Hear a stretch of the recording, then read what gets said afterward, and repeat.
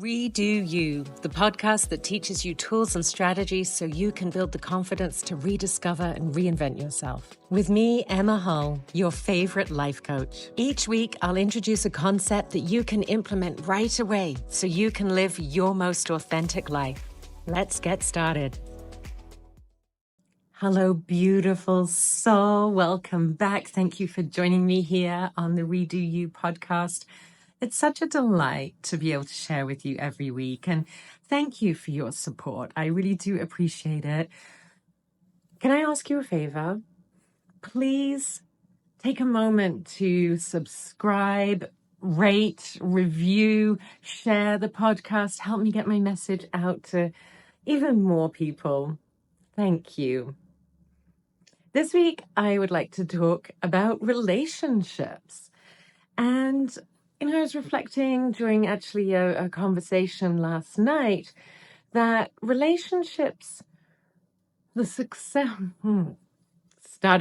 key to success in relationships really starts with doing your own work. Doing your work on you, being willing to rummage around in your baggage and see where your strengths are and also your areas for growth, owning where you've made mistakes in the past, where you could have acted differently, and being willing to grow and be curious. And of course, communication is another huge area of success, or that's integral to success. And so melding these things together, I want to share my personal philosophy that I believe will help you be successful in your relationships. And whether that's romantic relationships or friendships or relationships with your family, and indeed professional relationships as well. So the first step, like I say, is to actually do your own work. Intentionally set aside time on a regular basis. Monthly, I find, is a great cycle to work with. And check in and just see what's actually going on. Do a little bit of an audit. See where you're at with that particular relationship. Maybe use tools like the Rose, Thorn, and Bud framework to look at, what's gone well in the past month. What have been challenges? What am I looking forward to next month?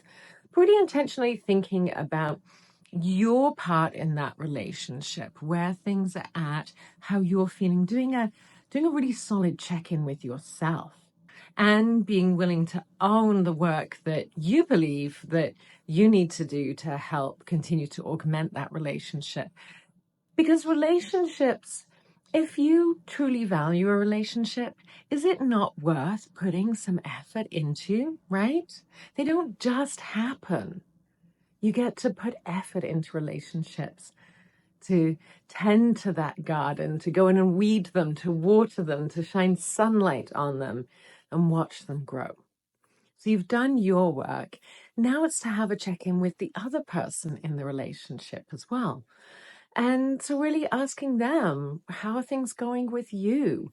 How do you feel about how things have gone in the past month, etc.? Maybe you could actually intentionally set this time up together. That would be the very best thing to do, is to have this conversation beforehand about, hey, I value our relationship and I'd like to actually co-create a process that helps us to maintain and strengthen our relationship. Wouldn't that be super powerful to have? So then you get to come together with your friend, your partner, whomever, and check in and see how they're doing. And meet them with curiosity. Yes, you've done your work and you've probably got some assumptions about how they feel. Maybe you're like super excited because it's feeling amazing for you. But just hold that back and be open to hearing what they have to say. Share what you have to say. And then together collaborate on what things you might continue doing in the next month. What are some things that you might stop doing? What are some things that you might start doing? The other thing with communication that is so important is to visit assumptions and terminology. Oftentimes people might use particular words or phrases and they might mean one thing to them and a completely other thing to you.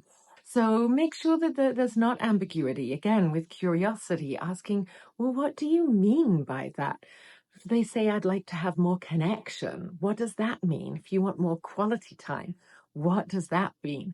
And be open to getting a common understanding together so that you can move forward. And I encourage you to view this process as proof that this relationship is important to you, proof that you care deeply about each other.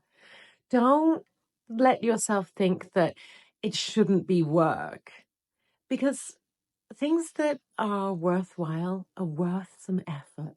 So put some effort into your relationships and reap the rewards. Thank you so much for listening. I'll see you again next week. Have a beautiful day. Thank you for tuning in to this episode of the Redo You podcast. Remember to subscribe, rate, and review, and tell a friend, because together we rise even higher. See you next Friday.